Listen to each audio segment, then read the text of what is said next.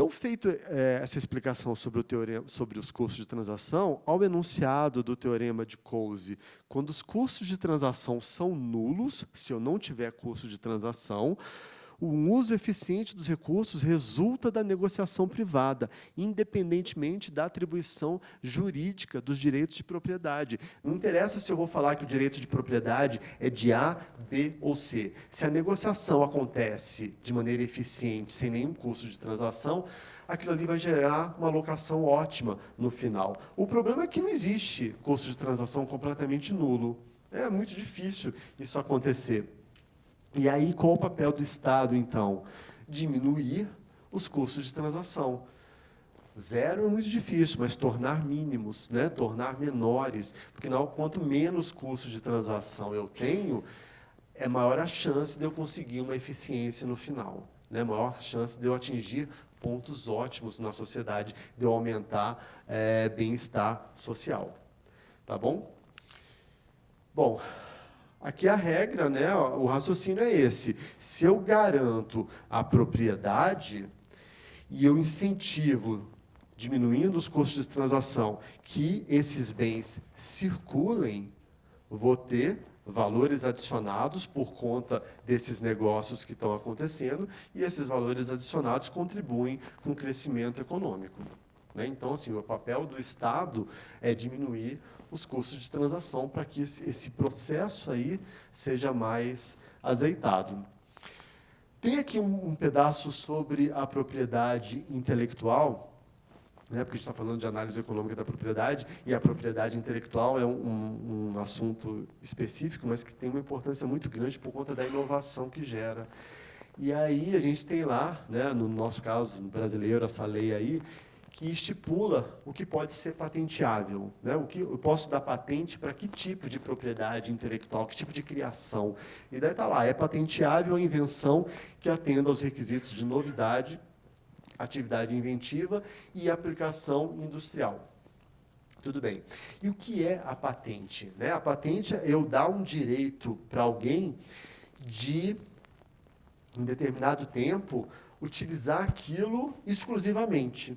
Né? Ela criou algo, ela ganhou a patente daquilo, e, por conta disso, ela tem direito a cobrar por aquela invenção. Ela tem um direito exclusivo daquela invenção. E aí a gente olha, então, a interpretação da patente, ela é um monopólio.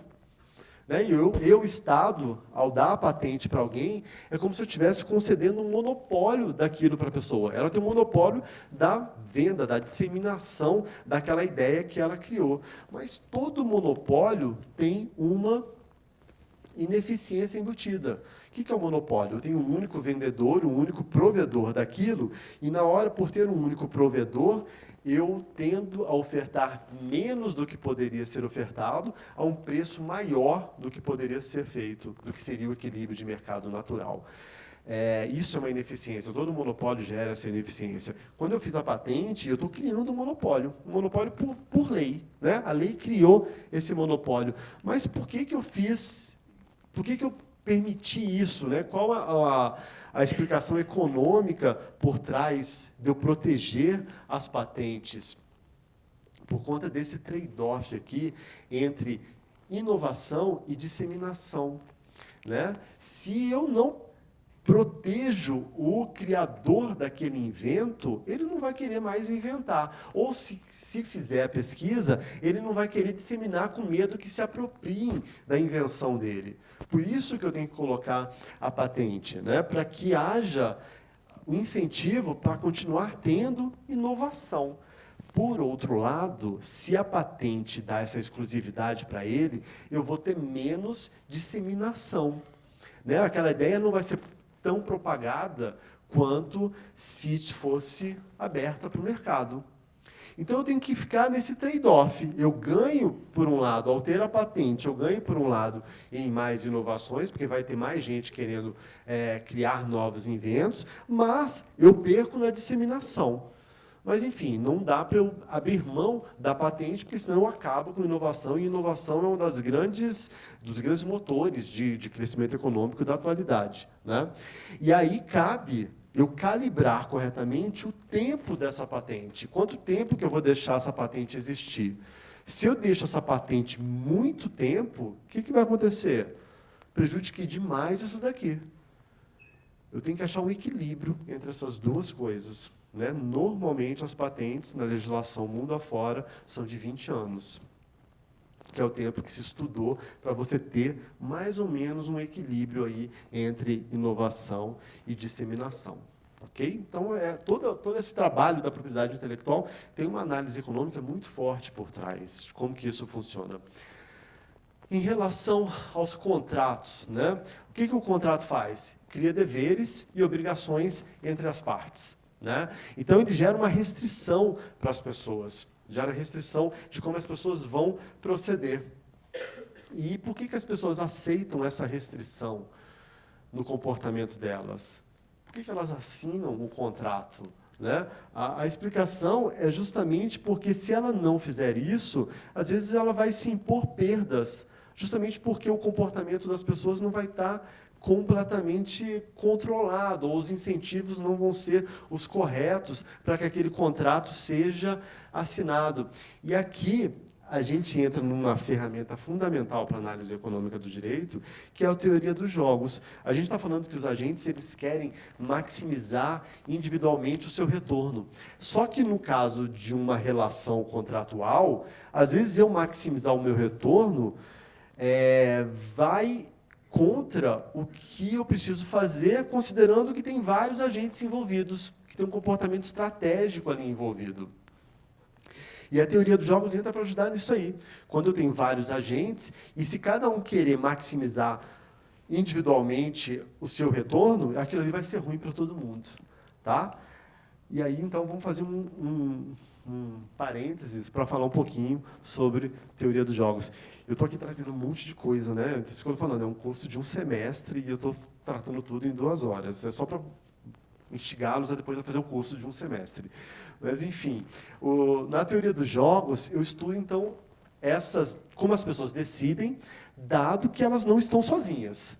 Né? As ações de uns interferem nas ações dos outros, e aquilo ali vai gerar um equilíbrio em conjunto, todo mundo ao mesmo tempo. Então, a teoria dos jogos entra para tentar entender essas situações onde envolve interação entre muitos agentes, pelo menos 2 agentes, né? E que o resultado final é uma consequência do que todo mundo vai fazer. E aí vem o famoso equilíbrio de Nash. Né? Na teoria dos jogos, a gente procura o equilíbrio de Nash, que é justamente onde uma situação de estabilidade, dado que todo mundo vai fazer.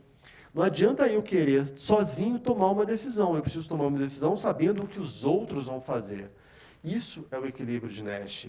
Olha a definição. Uma combinação de estratégias constitui um equilíbrio de Nash quando cada estratégia é a melhor resposta possível às estratégias dos demais jogadores, e isso é verdade para todos os jogadores. Ou seja, cada um toma uma decisão pensando a melhor resposta para ele, pensando no que os outros estão fazendo. E essa melhor resposta é a melhor para todo mundo. Há uma confluência, né, de melhores respostas. Isso é o equilíbrio de Nash.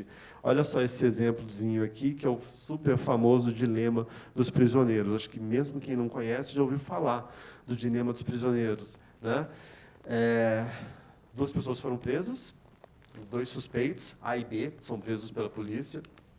E aí a polícia não tem provas suficientes para condená-los. Né? Consegue segurá-los um tempo ali na delegacia, mas não tem prova suficiente para condená-los. Então, aí a polícia chega, separa os 2 suspeitos em salas separadas e propõe um acordo para eles. Eles não estão conversando, mas o acordo que a polícia leva para eles é o mesmo. O que ela fala? Olha só, se você trair o seu comparsa, você que traiu, ou seja, colaborou com a justiça, né? Colaborou com o policial, mas traiu, você vai ficar livre. E se o seu cúmplice não falou nada, se manteve fiel, né, à dupla, ele vai ficar 10 anos na cadeia. Então, você que colaborou com a justiça está livre. O seu comparsa, se não tiver colaborado, vai ficar 10 anos na cadeia. Então, olha, o policial, o delegado, chegou e falou isso para cada um dos 2 suspeitos que estão presos ali na delegacia. Daí ele continua. Se nenhum dos 2 colaborar, ou seja, nenhum confessou o crime, né, ficaram os 2 em silêncio, eu não vou ter provas suficientes para deixá-los, para condená-los. Então, eu vou segurar eles um tempo na cadeia e depois vou ter que liberar. Então, se os 2 ficarem quietos, vamos considerar que eles vão ficar 1 ano na cadeia e depois vão ser soltos. Tá?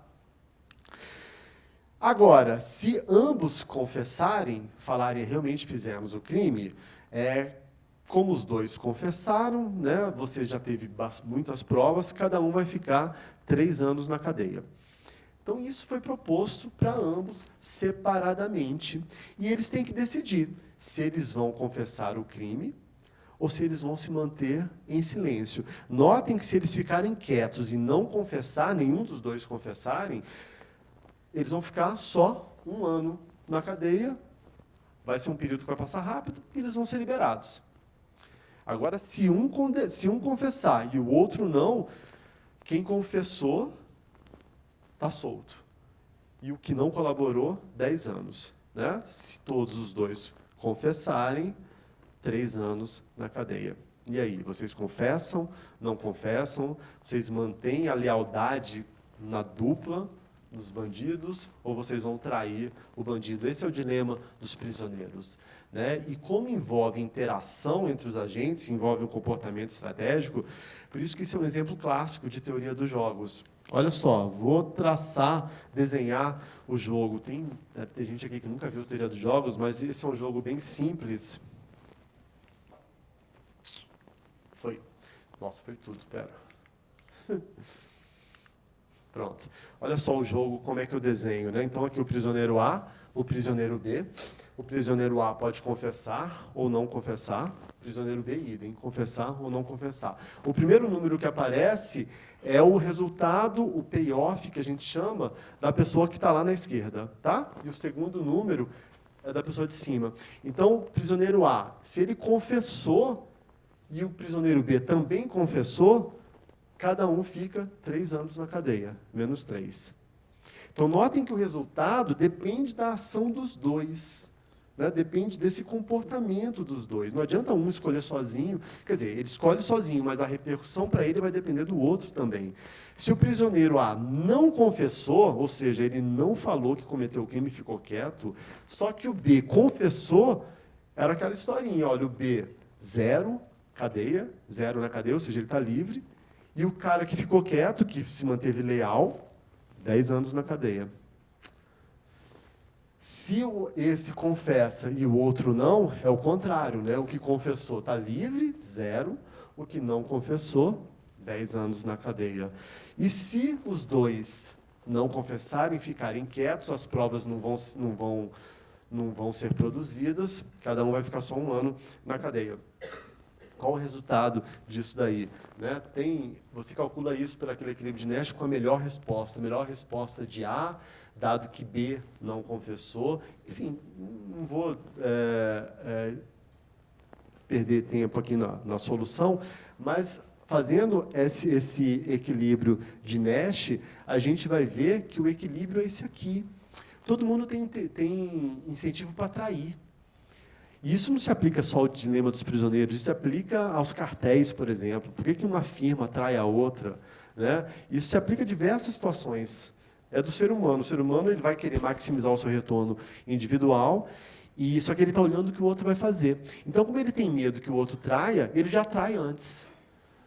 E por isso que na hora que os 2 vão trair, no caso aqui confessar, né, o equilíbrio de Nash vai ser esse daqui, que é uma situação ruim, poderia ser melhor, né? Eles poderiam ficar só 1 ano na cadeia, mas ambos traem e vão ficar 3 anos na cadeia. E esse equilíbrio de Nash, do dilema dos prisioneiros, ele é interessante porque ele mostra que a cooperação é difícil, né? As pessoas têm uma tendência a trair.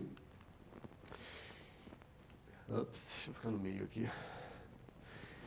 E outra coisa, o equilíbrio de Nash não necessariamente é garantia de eficiência.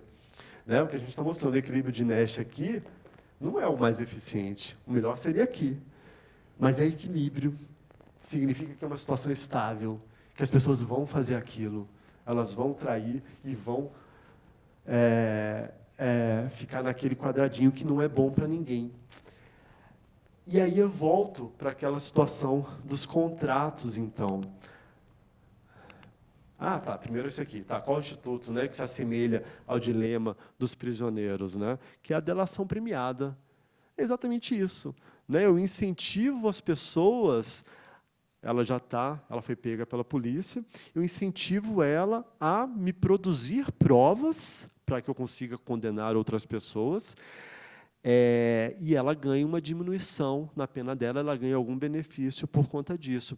Então, na delação premiada, a gente tem que lembrar que só vai haver crime se for descoberto pela polícia, né? Só vai haver punição depois do devido processo legal com provas substanciais. Só que, às vezes, eu não tenho essas provas, principalmente se forem crimes muito sofisticados. Essas provas são mais difíceis de serem produzidas. Então, a delação premiada, ela entra como uma ferramenta extremamente útil do ponto de vista social, do bem-estar social. Por quê? É uma maneira barata de eu conseguir informações, né, de eu tentar produzir provas e conseguir fazer com que a punição seja efetiva. Então, analisando economicamente, a delação premiada tem essa maneira de ser bastante eficiente. Ela é relativamente barata, né, do que eu tentar ter peritos, policiais, promotores, para tentarem arrumar provas. Eu faço com que as pessoas envolvidas produzam essas provas para mim. Por isso que a gente fala que ela é extremamente eficiente do ponto de vista econômico. E aí eu volto para a questão dos contratos, né, que a pergunta era, por que as pessoas assinam contratos e restringem as suas possibilidades de ação? E é justamente isso, por conta dessa interação entre os agentes, e se elas não fizerem o contrato, elas vão para um equilíbrio ineficiente, igual ao do dilema dos prisioneiros. Olha só essa situação. Pensem num contrato que eu tenho um franqueado, não um contrato de franquia, um franqueador e o franqueado. Tá? McDonald's. O franqueador está passando a marca McDonald's para o franqueado. O franqueador ele pode ou investir nos serviços de apoio, ajudar o franqueado, ou não investir, deixar o franqueado completamente solto lá, completamente perdido. Já o franqueado, ele pode realmente trabalhar e atender ao padrão de qualidade daquela marca, fazer com que a marca continue sendo bem vista, ou ele pode não atender, não está nem aí, e a marca vai acabar perdendo, né, nome por conta do franqueado não estar fazendo aquilo direito. Olha só, se o franqueador investe e o franqueado atende ao padrão de qualidade, é o melhor dos mundos. Ambos vão lucrar bastante. Tá? 10 de lucro, 10 de lucro. Agora, se esse investe, o franqueador investe, e o franqueado não está nem aí para a qualidade, o que vai acontecer? O franqueador não vai ter retorno nenhum. Ele gastou dinheiro, mas a marca dele perdeu o nome. Né? Agora, o franqueado se deu muito bem, porque ele recebeu um investimento e não teve custo nenhum para manter a marca. O contrário, o franqueador não deu apoio nenhum, não investiu, não ajudou em nada o franqueado. Só que o franqueado gastou bastante para manter o padrão de qualidade. Ou seja, o franqueador se deu muito bem, porque a marca dele continua forte, né? E ele não teve gasto para isso, e o franqueado, coitado, gastou dinheiro e não recebeu apoio nenhum do franqueador, ficou no zero.